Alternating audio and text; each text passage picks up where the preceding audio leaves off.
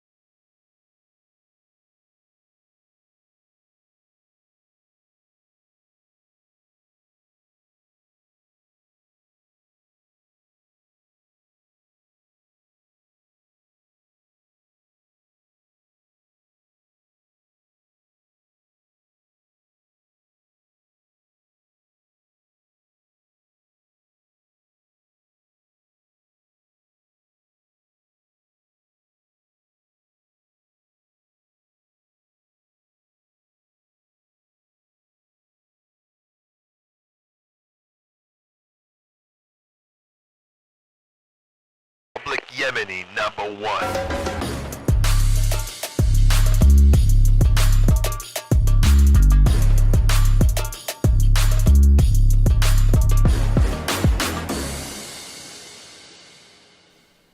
What in the fuck is up, my silly motherfucking bitches? How y'all doing? I hope y'all are good.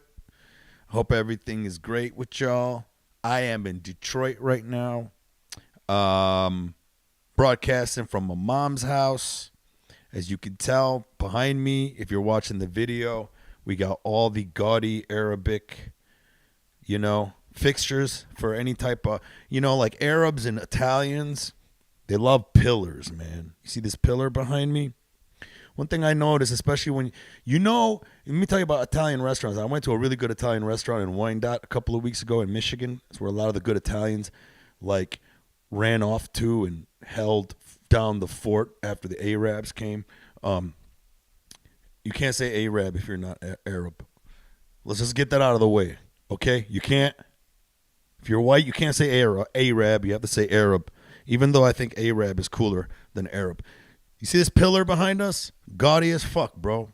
There's no reason for this pillar to be here. You look at the pillar and you're like, man, that pillar is doing a really good job holding the ceiling up. Nope, it's just there for decoration. There's no reason for it to be here. My mom just wants to feel like she's a Roman empress, like most Arab moms. Look at this chair that I'm on, hand carved in Indonesia for $3. My dad used to have a furniture store, and he used to get these, and it's a nice chair. Look, it's I think they call it a Chippendale chair. It's hand carved. It's stained really nice. I think I helped my dad upholster this chair back in the day. Anyways, gaudy as fuck, bro. An Italian restaurant is a really good Italian restaurant if there's pillars everywhere. That's one thing that I noticed. If I'm sitting at an Italian restaurant and there's a pillar next to the table, and they're not pillars that are doing their job. They're not pillars that are there trying to keep the ceiling from crashing down and obliterating your skull like a melon. No. They're just there to make you know that Mediterranean people are here. And that this food is authentic as fuck. The more pillars, the better. The last one I went to in Wyandotte, I forgot the name of the place. There's pillars everywhere not doing their job. There's pillars in the center, 4 of them. And then they, of course, had the ceiling with the light. And then they had, they printed out, they, recreated the Sistine Chapel above it. And all these fat ladies were eating under these pillars. When I was there, there was nothing wrong with people. I'm just saying. I'm just describing what was happening. They were fat, and it was funny. You walked into the place, you could sit on the booths that were on the perimeter, but then when you walked in, you saw these giant pillars with the Sistine Chapel in the middle with this giant table. So like while you're eating at the restaurant, you get to look at the center and see this beautiful giant table spread under the 4 pillars, under the Sistine Chapel. And when I was there, I thought it was really cool because it was nothing but fat ladies, and they were all 1 degree fatter from the other. So there were 6 fat ladies at this table, and they were having such a good time. That's one thing that I love about watching them. They were just having the best time. But it was, and listen, it's pasta. People who love pasta typically are huge. But it was like almost like a height chart of fatness. So you had the shortest woman who wasn't as fat, and then the next taller woman was fatter, and then the next taller was fatter. So you got to the end of the table, and there was this one lady that was just humongous, and it almost looked like the what's that chart that they had of the evolution of humans, where they go from monkey to a standing man? It was like that in fatness. And yeah, they were under the 4 pillars. And then there's pillars everywhere. They were in the bathroom. The toilet roll holder had pillars. Fucking man, they should have. The sink spout should have been a pillar. Anyways, this is where I'm at. I'm at my mom's house, and I hope you guys are good. I gotta turn on the comments here. I can't see your guys' comments. Let me window view comments, man. I gotta turn on the comments. I gotta see who's here, bro. What? Oh, it moved to the other page. Let me move this. Balti Bacon in the house. What is cracking, y'all? Thank you for being here. More people should be showing up. All right, let's get the show started. I'm here. I'm seeing a lot of you people are now downloading it. My downloads are going up, and I appreciate that. Would love to see you guys live, have you guys chime in and tell me what you think live. The phone is on, and if you guys feel froggy and want to call, do call in. The number is 313-915-4933. As always, you can find me at MikeFromDetroit.com or MikeEshaq.com. It'll take you to the same place. So, like, I'm in Detroit right now, and if anybody's listening, it is June 15th. This weekend, the 17th and the 18th, I will be at the House of Comedy. Friday, 8 p.m., Saturday, 8 p.m. I'm only doing like a 10-15 minute set because it's a showcase of all these different Detroit comics for the grand opening of the House of Comedy. And if you guys want tickets, hit me up, DM me. Like I said, best way to find me, MikeFromDetroit.com. All my social media links are at the top. You can either hit Facebook, send me a message there, hit Instagram, send me a message there. Also follow me on those platforms. And let me know if you would like tickets to come this weekend. We got some funny-ass people. Camilla's going to be there. Josh Adams is going to be there. Josh Adams is a murderer, man. I think I got to follow Josh Adams, and he's not easy to follow. But he is definitely somebody to watch. He's like the king of Detroit. That motherfucker is so funny. So, yeah, this weekend, House of Comedy, 2 shows. Would love to see you guys there. October 9th, I'm producing my own show at Mark Ridley's Comedy Castle. That's the day before Columbus Day. Would love to see you guys there. Ticket links are going to be coming up pretty soon. We're looking to sell this out. It's very important that I sell this out because it is, one of my first produced shows, co-headlining with fellow Yemeni comic Ahmed El Qadri. You could find him as Ahmed Loves Bread on Instagram, Twitter, and all that. So be on the lookout for that, October 9th. And ticket links for that should be coming out this week via Mark Ridley's Comedy Castle, which is going to be in Royal Oak, Michigan.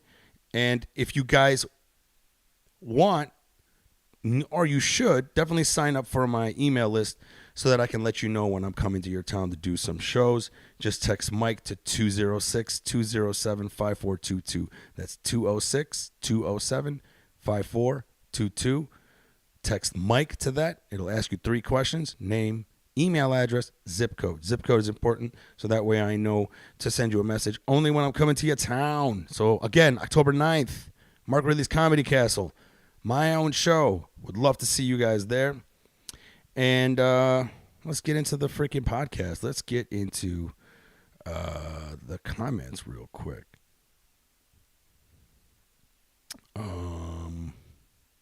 Yes, I'll be at Ridley's. Yes, I'm back in my mom's house. I have no idea what Bolty just typed. Well, anyways, as I said, I'm calling this episode Control-Alt-Delete the Elite. Now, before anybody sit there and goes, come on, man. I'm not saying that we need to kill the elite. When I say Control-Alt-Delete the elite, I mean Control-Alt-Delete the system in your brain that makes you go, oh my God, Biden's amazing. Oh my God, Trump's amazing. Oh my God, Obama's black, amazing. Fuck that shit. Like I'm if you guys listen to my podcast whenever I get into politics, you know damn well I consider myself liberal-ish and I have some conservative views. So I like to sit in the middle a lot of the times, especially when shit happens. Not because I only make decisions in the middle. No, it's because it's very important for me to try to pay attention to how people are easily manipulated into believing that they're right. And it drives me fucking insane, especially when politicians just successfully all the time get us to believe in them. All they do is lie, yet we fucking buy into their lies, man. I was at a pool party at some of my friends in LA, old Detroit friends, hanging out, having a good time and everything. And I was talking to my friend, and she was talking about the gun debate, and she's hardcore liberal on it. And I'm pretty conservative on guns, but I'm still liberal in some senses. So I have, I think gun rights are very important. I think we should still have access to AR-15s. I don't think we should ban that. I just think that we need to put better safety measures in. That's where my liberal side kicks in. Like a lot of hardcore conservatives are like, nope, it's a fucking Second Amendment right. Don't fucking infringe on that right. We shouldn't. That's it. I should just be able to have a gun, and I should be able to get it easy. I'm like that. Yes, I say yes, but we also need some measures, some measures that sometimes I think liberals take too far, and that's the problem. I think we're so easily put in this position where we only have 2 parties to choose from, so we either have to be yay or nay, and there's no middle ground. There's no party that's for people like me that goes, hey, man, Second Amendment, great. Yes, we should be able to protect ourselves. And at the same time, that's where the liberal in me kicks in, where I'm like, hey, man, we should just put some regulations in there. Let's not make it so easy to get a gun.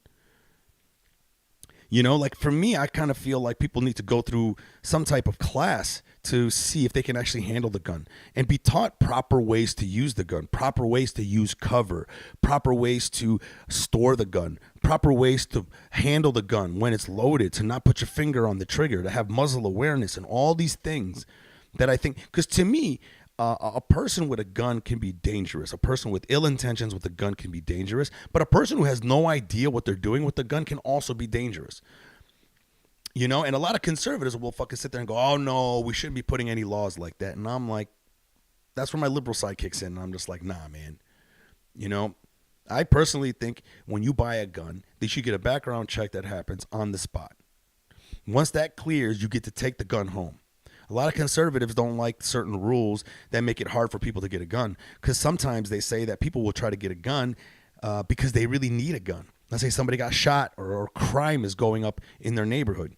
Somebody who usually wants to get a gun sometimes realizes now is the time for me to get a gun to protect myself. And the way conservatives look at it as every American should have the ability to get a gun to protect themselves.